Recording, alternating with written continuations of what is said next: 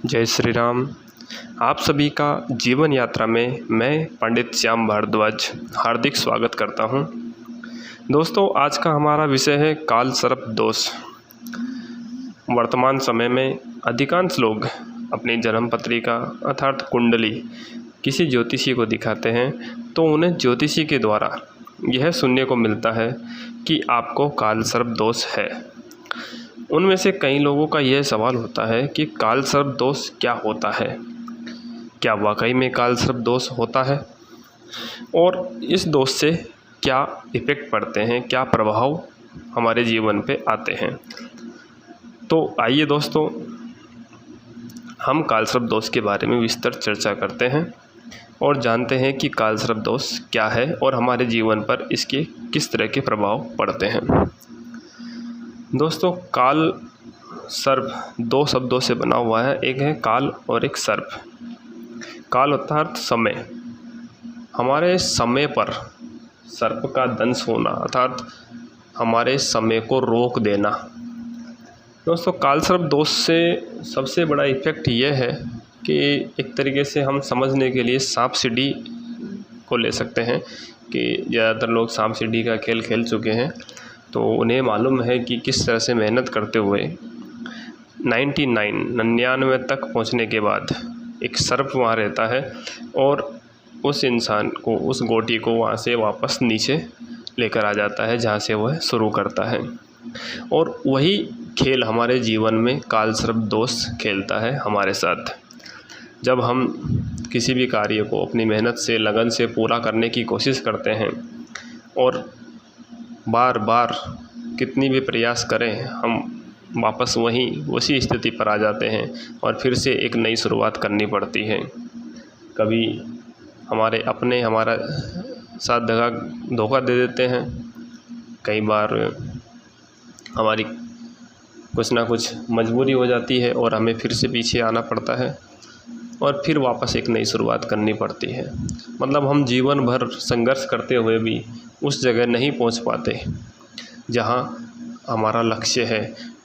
और काल सर्प दोष का सबसे बड़ा लक्षण यही है कि हम किसी भी कार्य को पूर्ण रूप से नहीं कर पाते और कहीं ना कहीं कोई ना कोई रुकावट आ जाती है और वापस हमें एक नई शुरुआत करनी पड़ती है। दोस्तों, काल सर्प दोष में कई लोगों को सांप के सपने भी आते हैं, कईयों को रास्ते में चलते हुए सामने से सांप निकलता है, ये भी इसके एक लक्षण है।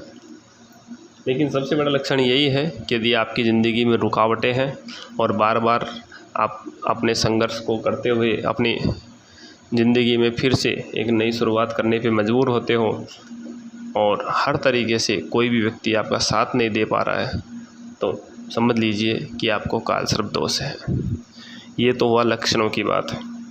दोस्तों, कुंडली के अनुसार काल सर्प दोष को जानना है तो इसे दो प्रकार से जान सकते हैं। पहला, राहु से केतु के बीच यदि सभी ग्रह मौजूद हैं तो आपको काल सर्प दोष है, और यदि केतु से राहु के बीच भी सारे ग्रह हैं तो भी आपको काल सर्प दोष है।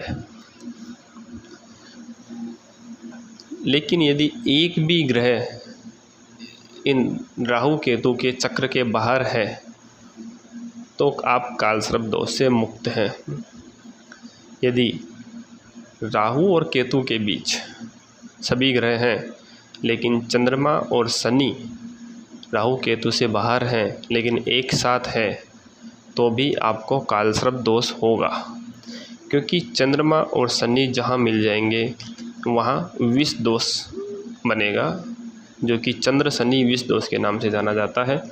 इसके बारे में आगे के वीडियो में हम आपसे चर्चा करेंगे। अभी फ़िलहाल इतना समझिए कि 12 राशियों में राहु और केतु से मिलकर जो काल सर्प दोष बनता है वह 12 प्रकार का, मुख्यतः 12 प्रकार का होता है और उसमें विस्तृत 144 प्रकार के काल सर्प दोष होते हैं। और उसको ज़्यादा जानने के लिए उसे 1296 प्रकार के कालसर्प दोष होते हैं।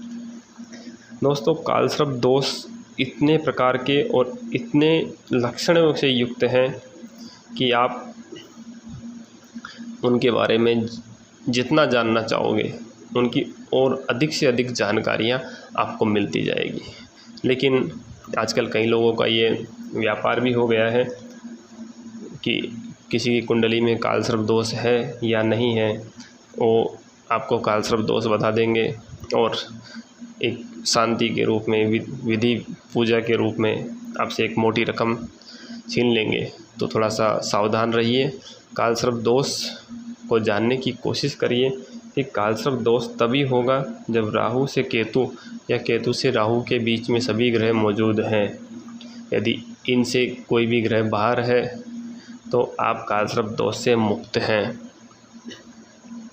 दोस्तों, स्क्रीन पर दिए गए नंबरों से आप हमसे भी चर्चा कर सकते हैं। यदि आपको कालसर्प दोष के बारे में कोई भी जानकारी चाहिए तो आप हमसे संपर्क कर सकते हैं।